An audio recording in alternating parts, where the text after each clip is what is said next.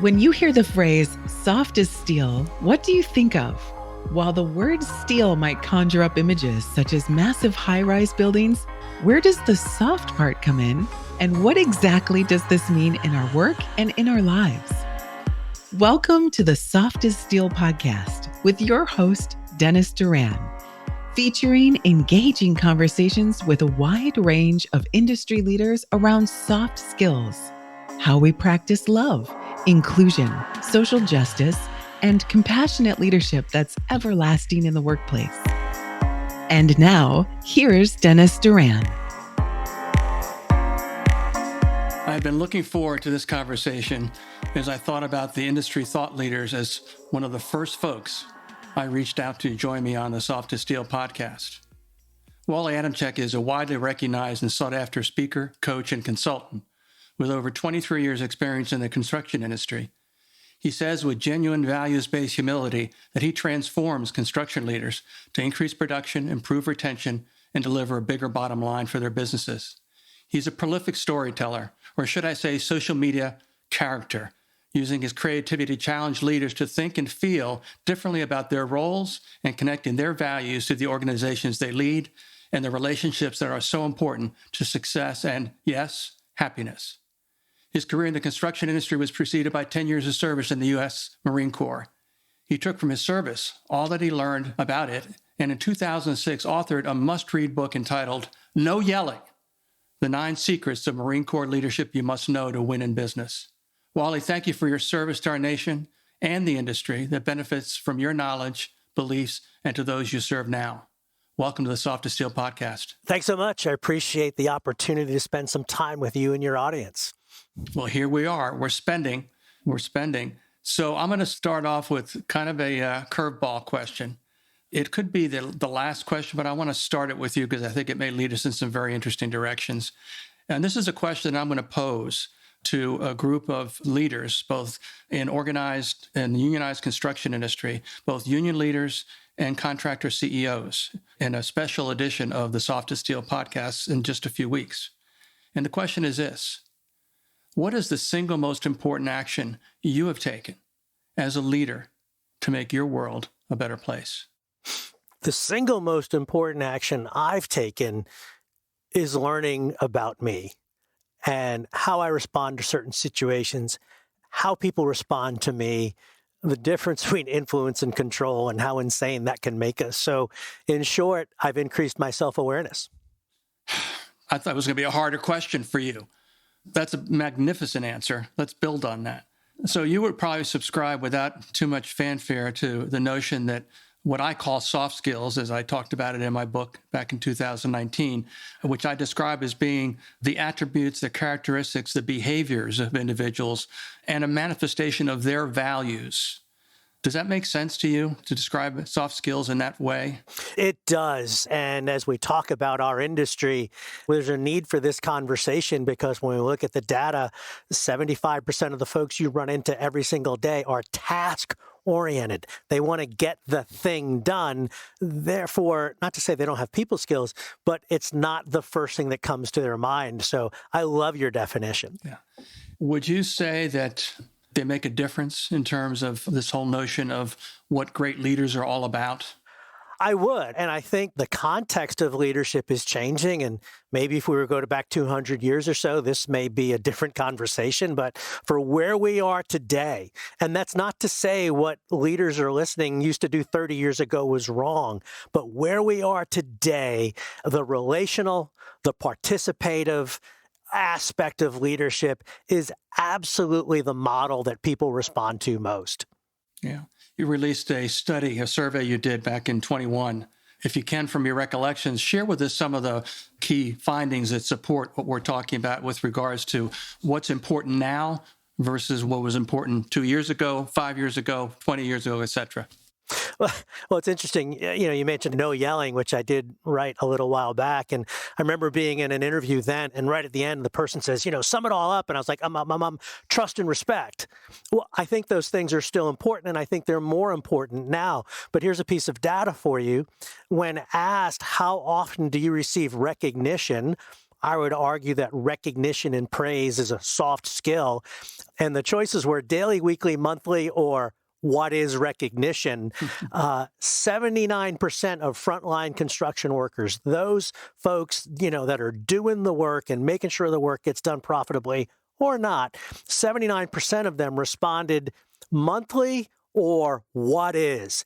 In other words, the senior leaders, the superintendents, the VPs, et cetera, are not giving that recognition to the frontline leader. And if they're not giving it to the frontline leader, I guess that the frontline leader is not giving it to that frontline employee.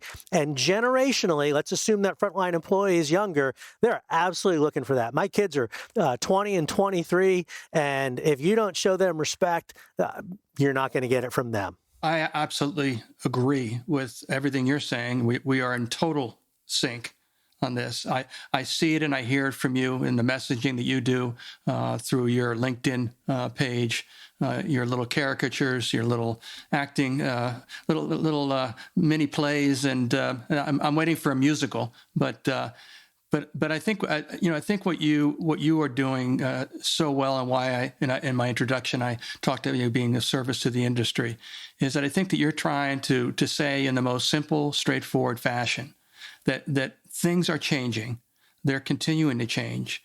The pace of change is increasingly more rapid, and people aren't waiting around. And if we want to try to maintain a workforce in the construction industry and also deal with the retirement of the boomers, the attrition that was brought about by the pandemic and other kinds of things, leaders at all levels have to recognize how important it is for them, through their words and their actions, to motivate the people that they're responsible for. To recognize them, to celebrate them, to do things in the workplace to help bring about, and you brought this into your study, and again, I think it was fantastic. You talked about happiness. And again, it just, I was delighted when I flipped through and did a quick read of that. Say some more about, why you feel as you do about the people part of our business. I guess there's two reasons I feel strongly about the people side of our business. One, and perhaps most important, is that my brother and father were construction dudes. They were union guys working in New York City, and when I was 13 years old, I was a helper on those jobs. Probably breaking labor laws, but we did those things way back when, right? And I was a helper and doing all the menial stuff and going out and getting the coffee break and all of that stuff. So to some degree, when I'm talking to construction professionals, particularly those frontline leaders, it's as if I'm hanging out with my brother. And I listened to him, and I spent time with him on jobs, and he worked with some great bosses and some terrible bosses, and anything I can do to help, quote, my brother out there in the industry resonates with me, I think, on the personal level. The other reason I believe that people and leadership and culture matters is I've seen it work. Personal experience, 10 years in the Marine Corps. I learned a little bit about leadership, and I know people are going to say, oh, yeah, but this isn't the Marine Corps. This is different. Well, these are people who want to come to work, but okay, let's take it one step further. When we look at the companies that are classified as great places to work or top places to work, and there are contractors in that body of companies, and I've interviewed a bunch of them, and these things about culture and people, et cetera, produce better results. Better meaning lower turnover, better productivity, better safety, and often a better bottom line. So as much as I am a people first person, I'm a capitalist. And if what we're talking about does not have an economic impact on the business by making it go better, safer, more profitable, then we shouldn't be doing it. But the proof is in the profits that people are the best profit strategy. Absolutely. I say it in every workshop, every talk that I give, when I get the foreman in particular kind of looking at me with that, what are you talking about this soft skills stuff for? I just look them right now and remind them, I said, these soft skills that I'm talking about produce profit for businesses. Yep. It's that simple. You take care of the people that work for you. They take care of your customers, and that produces good results. Just as you said. You talk about inclusion as one of your pillars, and we can measure inclusion on what your tendency for that is with an assessment called FIRO, and we've done a bunch of them. And the score ranges from 0, like your circle is a pinhead and you have nobody in your circle, to a 9, which is like everybody is in your circle. Well, it wouldn't surprise you and many of your listeners that majority of the folks we run into construction are low inclusion folks. They're, leave me alone, I got it figured out. I'll let you in my circle when you prove to me you're worth a damn. Mm-hmm. Well, how long does it take me to prove I'm worth a damn? So tell me if you've ever seen this picture before. There's a crew, they're on a job site, the new guy shows up. You look at that new guy like he has leprosy until he or she can prove themselves to be proficient. So what do? They've been excluded. Now, the deeper psychological thing here is when I include you, you feel significant. When I exclude you, you feel insignificant. So this concept of inclusion directly ties to our feelings of significance and insignificance. And if because of lack of soft skills and empathy and inclusion, I make you feel insignificant because I don't include you, you now begin to think, screw it, I can't succeed here. Mm-hmm. And then you act as if you won't succeed here. And then I fire you because clearly you're not worth a damn when you might have been incredibly valuable had I included you in the first place. Mm-hmm. There's an example of soft skills. When I talk about that to frontline leaders, they're like, oh, yeah, insignificance. I get it. Mm-hmm. Yeah. And I'm sure you'd agree that when you think about the challenges the industry has, one of a person who would be a colleague at FMI gave one of the hundreds of economic outlook talks that FMI gives every year all over the place. A younger guy, fairly new to the firm. And he said something in his presentation. I had him come into a group that I was facilitating, and he said there is no labor shortage. And he paused, and half the room just kind of gasped, saying, well, "This guy's an idiot." And then he explained himself. And part of his explanation really had to do with how the industry goes about selling the industry to potential entrants into the industry. Showing them a picture that's not the old school picture of the boot up the ass or all those negative stereotypes, shows them a place where there are possibilities, where they will be received well, not excluded, and that there is opportunity. And so he says, it really is just a condition of our industry and pretty much every other industry as well. That, that at times you can get people, at times you can't, and just, get over it, but develop strategies so that you can be trying to identify and recruit people by giving them a good story that is a story they will realize when they join the industry. What are your thoughts? Absolutely. There are attraction factors. What do we do to get people to come in the door? And then there are retention factors. What do we do to get them to stay? So I agree with you. There's no labor shortage. How many contractors did you talk to that said, man, I hired 300 people last year? Well, I kept 30, right? Which means you have no trouble finding people. Mm-hmm. You just have trouble keeping people, which could be a training story, could be a culture story. It's definitely we need to do things differently story. Yeah. Do you? And again, we're randomizing the sequence of questions. I told you it was going to be free form, but are you finding, because you talk to a lot of contractors, and as do I, but you probably talk to more GCs, probably non-union as well as unionized contractors. So you got a broader landscape. What are you hearing from them about what they're doing differently to try to develop their people? Well, before I go into development, let me give you one of the most explosive terms on the face of the earth right now and say flex time. Right? I mean, as soon as I said that, people out there in podcast land are like, no.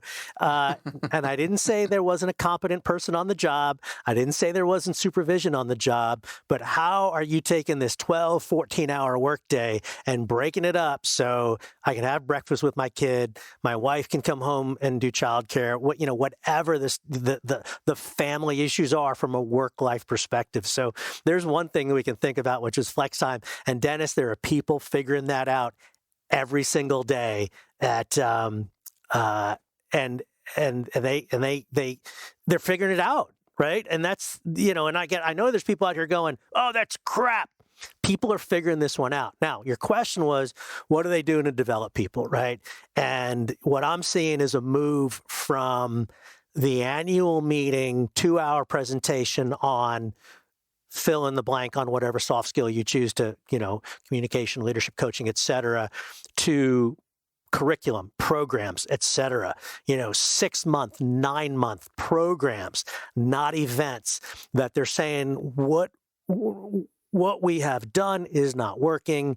The awareness at the annual meeting is not enough. So I'm seeing a move towards the frontline leader academies and those kinds of things, often integrated with some level of one-on-one coaching for those superintendents and stuff like that, and labor intensive, but incredibly cost effective.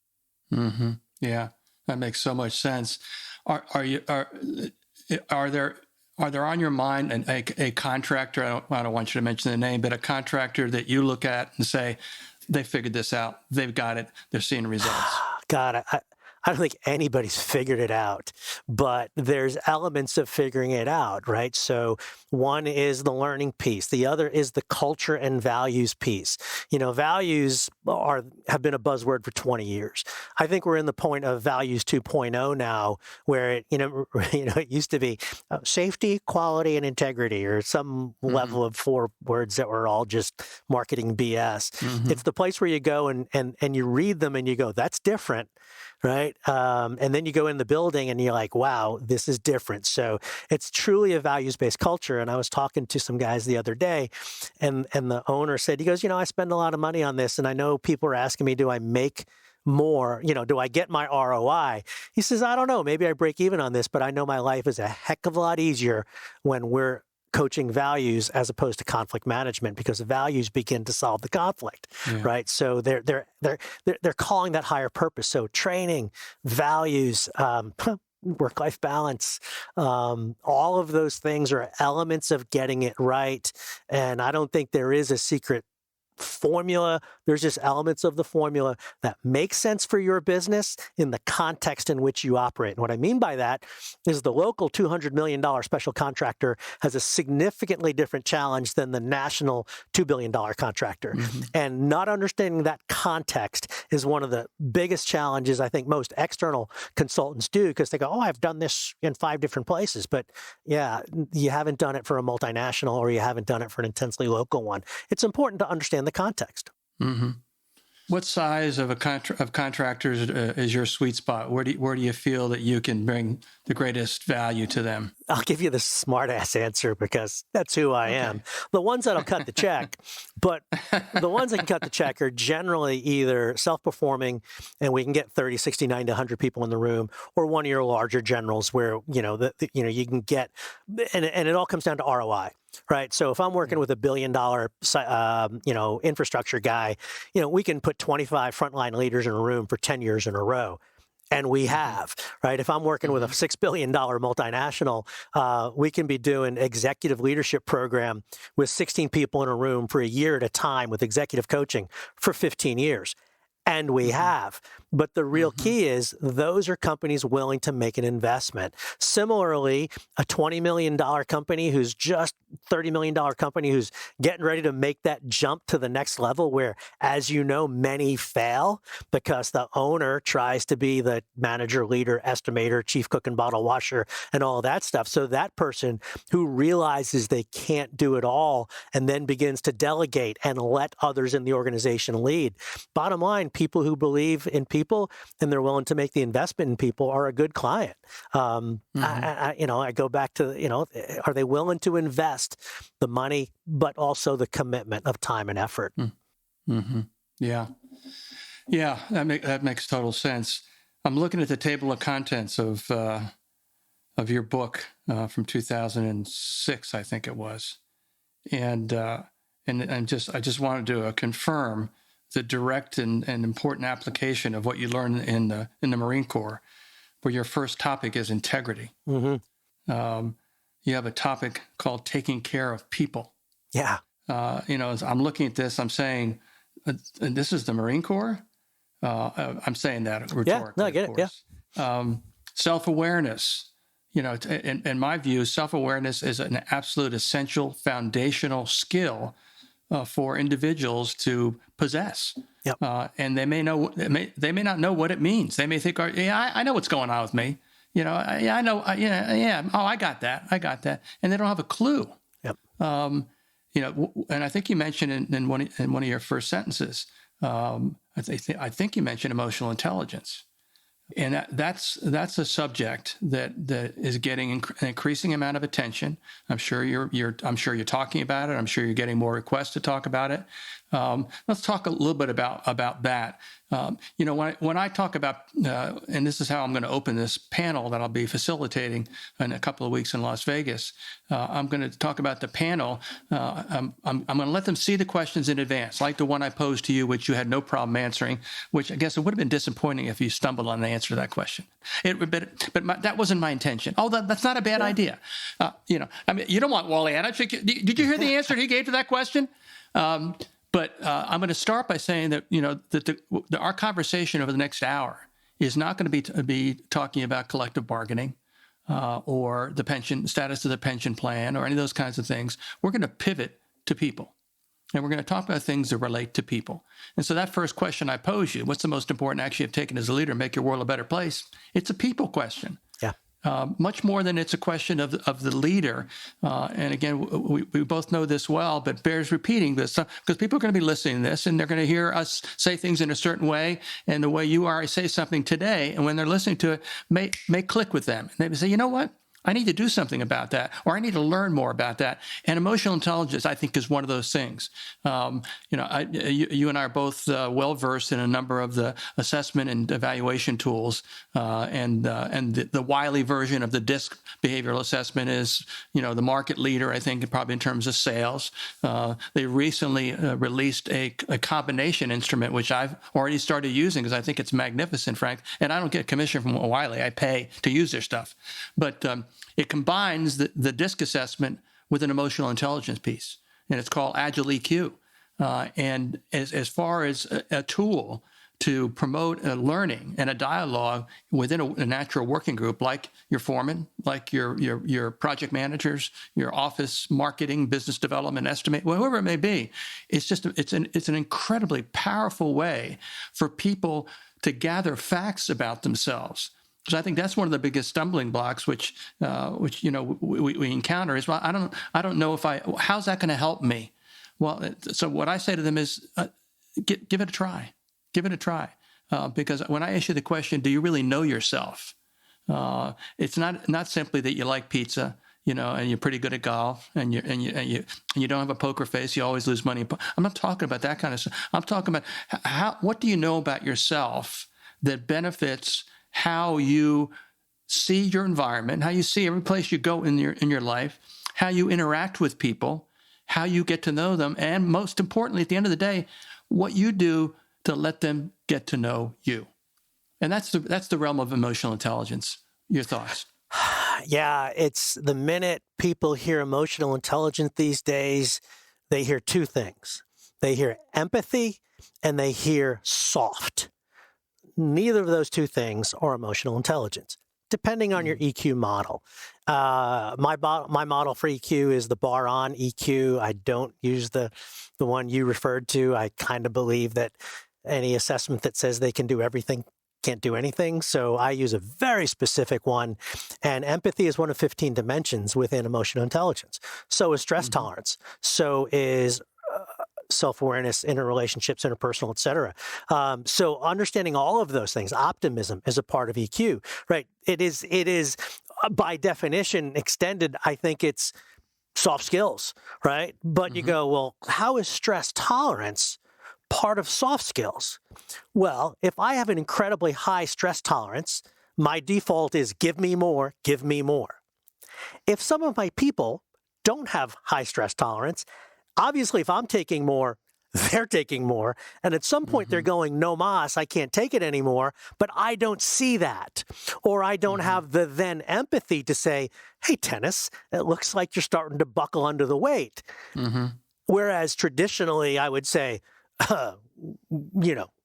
sucks to be you, right? As my Marine Corps drill instructor said, if you had time to sleep, you had time to get it done, right? I mean, that lack of empathy, lack of understanding. So EQ by whatever model, yes, absolutely, but it's significantly more than soft skills. It's more than empathy. There's a lot to it. And if anybody took anything away from this conversation today, it would be go research emotional intelligence, not empathy, because empathy is only part of that. Right. Well said. Really well said. You sound a little bit like you're speaking from the school of Brent Darnell, who I'm sure is a friend. He is a friend to me. We use the same assessment. Yeah. So that's why I was hearing Brent speaking. But I think your piece of advice is perfect. The bottom line, I say this often to people when they'll say, well, how do you know so much about this or that or whatever it may be? I said, well, I'm still learning. What I'm sharing with you are the things that I've learned. I'm not an expert on anything. I'm just someone who's learned things by reading, by researching, by listening to other really intelligent, capable people, by asking questions, and by making mistakes. And that's the way my step off point is humility, because I think as far as being attempting to be something of a leader in terms of thoughts that benefit our industry, you can't do it by being a jackass. You can't do it by being arrogant. You can't do it by simply saying, this is the answer. Please listen carefully because I'm not going to repeat myself. It's none of that. It has to be done with humility. Well, humility is now the new H factor of leadership. Can show you the research, but honesty and humility more so than hypocrisy and hubris. The age of the heroic leader is history. It was wonderful. It worked well for millennia, but the age of the heroic leader is absolutely history. And you said, well, how do you know so much about leadership? You collectively, anyone who says they have all the answers on leadership, it is wrong for a couple of reasons. A, it's contextual. B, it involves people, so my context with people, but neuroscience. We are learning things with neuroscience and functional MRIs that we didn't know about the brain or are now being confirmed about the brain. So if you are not researching brain science over the last 5 years, you are missing a whole dimension of human behavior. And look, Zig Ziglar had it right. I mean, people don't care how much you know until they know how much you care. And, all those truisms are true, right? But now I can look inside your brain with a functional MRI and see the pleasure center of your brain light up when I give you praise. And you feel good. And I can see the pain centers of your brain light up, like as if I'm hitting you with a hot poker when I give you harsh criticism. We're confirming this with brain science. So leadership and interpersonal stuff and all, oh my God, it's fascinating what we're learning and confirming now. You need to calm down. You're getting just a little bit too excited. We have a limited amount of time. Please control yourself. Yes. It's pretty cool, though, because it enables you to prove things to people that engineers, right? Prove it to me. Show me the formula. Here it is. Yeah, no, that's great information. Very helpful. We're getting close to the end of our time. It seems ridiculous. I feel like we just started, but that's what happens when you have a really good person to talk to. I've got 2 or 3 last questions. And again, this comes from that queue of questions that I'll be sharing with these leaders in a few weeks. This might be a little bit of a tricky question for you. I'm thinking maybe. Bring it on. Before I ask that question, I'm sure the audience, when they see on the website that you are president of Firestarter, Somebody might ask, how did he come up with, because I have a story for my name, Soft as Steel. I'm sure you have a quick story about how Firestarter came to be. Yeah, you know how it is when you start a business, you think, oh, it's got to be catchy, Adamchik and Associates or, whatever. It sounds so stupid and all that stuff. So fire in the belly, right? How do we inspire people as leaders? How do I inspire people? How do I help ignite that fire in the belly? But if they want to find me, just go to constructionleadership.com. And my website is constructionleadership.com. In addition to Firestarter speaking. So you see how I slipped in an opportunity for a self-promotion there before we ended the interview. I knew you were going to ask. So, Well, yeah, it's all good. It's all good. Yeah. So my question is this: how is love present in your life at work, at home, and in society? Well, at its most raw, human emotion is based on two things: love and fear.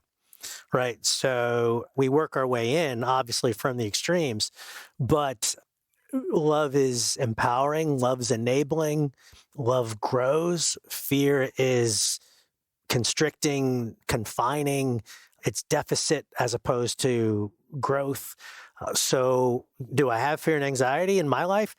Absolutely. Right? I'm human. And when we look at human emotion, if we look at the 6 basic human emotions, 2 of them are positive and 4 of them are negative. Goes back to evolutionary biology of fight or flight and all those things. So we are all genetically programmed to go negative, to go into the fear. 2/3 negative, 1/3 positive, if we stay on this love and fear thing. So you have to find opportunities. You have to create opportunities. What does that look like? Well, the jerk TSA agent who's going to be in front of me this afternoon at the airport, can I extend grace to that person? What do I do to put joy, awe, and wonder into my life? It could be a grandchild or it could be the Grand Tetons, right? So what behavioral practice do I have in my life? Do you have in your life? Do our listeners have in their lives to bring joy, wonder, awe, love, etc.? And it's called broaden and build, right? I broaden, right? Think about looking up at a sunrise or a mountaintop or looking down at your cell phone. Well said. Wally, not unexpected. This was a high energy, great exchange. I so appreciate your taking the time to be part of this part of my journey with the podcast. And I know when this podcast drops, people will listen to it and they will learn from you. So thank you very much for being on the Soft as Steel podcast. Appreciate it. Keep on keeping on. Okay, buddy. Thanks for joining us today for this episode of the Soft as Steel podcast with your host, Dennis Duran. Dennis is the author of Soft as Steel and a leading speaker and trainer for organizations across many industries and verticals. To learn more about the work Dennis is doing to activate soft skills in the workplace, contact him at DennisDuranSpeaking.com. Be sure to check out his book, Soft as Steel, on Amazon or wherever books are sold. You can subscribe to this podcast on iTunes or wherever you'd like to get your podcasts. And please remember to share this episode with your friends, colleagues, and anyone you feel would benefit from the conversation. We'll see you next time on the Soft as Steel podcast with Dennis Duran.